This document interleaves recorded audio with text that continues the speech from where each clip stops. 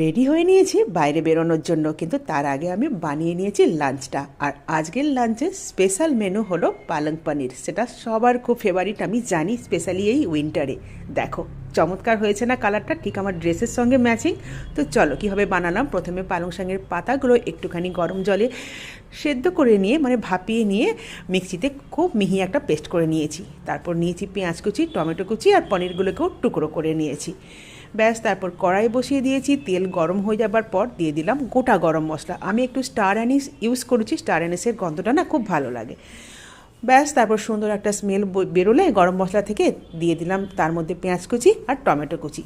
ততক্ষণ ভেজে নেব যতক্ষণ না টমেটোটা বেশ গলে গলে যায় ভাজতে গিয়ে। দেখো টমেটোটা বেশ গলে গেছে।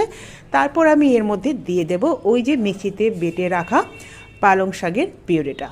পালং শাকের পিউরেটা দিয়ে বেশ খানিকক্ষণ নাড়াচাড়া করার পর, কষিয়ে নেবার পর দিয়ে দেব অর্ডিনারি মশলাগুলো, ধনে গুঁড়ো, হলুদ গুঁড়ো আর লঙ্কা গুঁড়ো।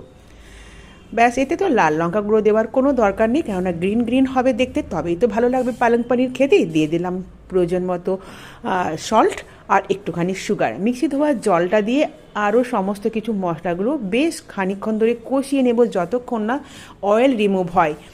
তারপর কষিয়ে নেবার পর কেটে রাখা পনিরগুলো মিশিয়ে দেব। হ্যাঁ, আর এই রান্নাটা করার জন্য পনিরগুলোকে আগে থেকে ভাজার কোনো দরকার নেই। ডাইরেক্ট পনিরের টুকরোগুলোকে পালং শাকটা কষা হয়ে যাবার পর মিশিয়ে দিয়ে বেশ খানিকক্ষণ ঢাকা দিয়ে 5 মিনিটের মতো রান্না করব। তারপর আমি এতে দিয়েছি ফ্রেশ ক্রিম, আমার বাড়ির তৈরি ফ্রেশ ক্রিম, এতে মিশিয়ে দিলাম।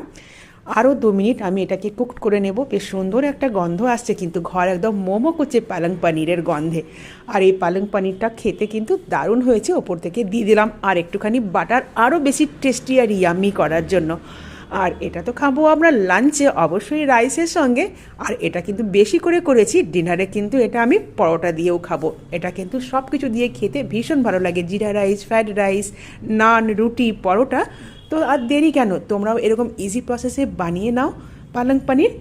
দেখা হচ্ছে পরে, টাটা।